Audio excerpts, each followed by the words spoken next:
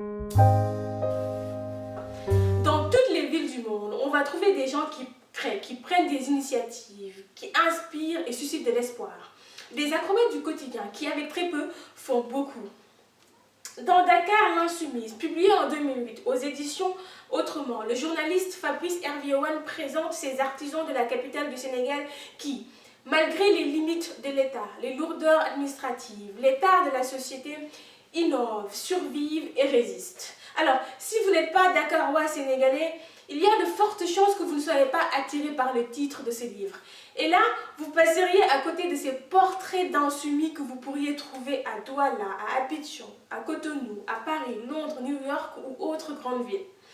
Ici, par exemple, vous trouverez l'écrivaine Ken Bougoum, l'intellectuel Boubacar Boris Diop, Saher Seck, le directeur de l'Institut Diabar, qui est une école de football située dans la Petite Côte, Souleymane Boub, le co-découvreur du VIH2, Ousmane Sow, l'un des plus grands artistes plasticiens d'Afrique, qui vient de nous quitter récemment d'ailleurs.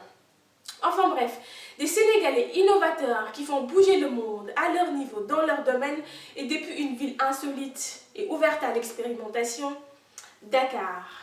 Alors, c'est avec des présentations denses et concises que l'auteur retrace l'enfance, décrit l'environnement familial, présente les parcours professionnels, mais surtout dépeint les actions, combats et convictions de ces hommes et femmes qu'il fait découvrir aux uns et redécouvrir aux autres.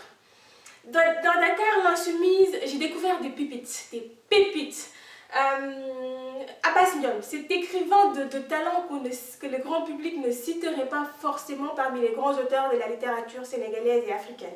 Il est l'auteur de bouquins à succès comme Ramata ou Mokmi ou La vie en spirale.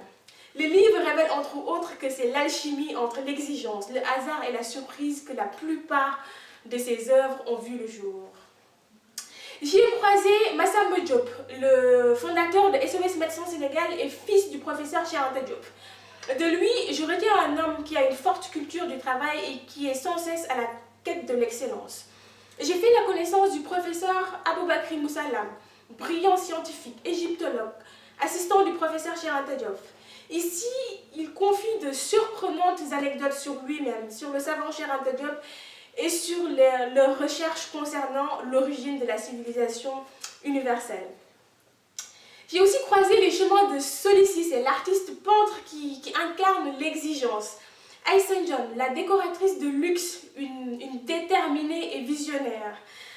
J'ai redécouvert, mais vraiment redécouvert, les combats de ces personnalités qui, il fut un temps, étaient adulées et respectées pour leur travail et qui aujourd'hui suscitent plutôt de la déception chez certains Sénégalais. C'est le cas par exemple de la sociologue et féministe Penda Mbow ou encore de l'ancien journaliste d'investigation Abdoulatif Coulibaly.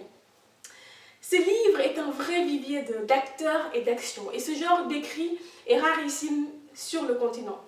C'est sur Amazon et si vous fouillez bien, vous pourrez le retrouver dans certains coins livresques des grandes villes africaines et occidentales. Sinon, bonjour, j'espère que vous allez bien.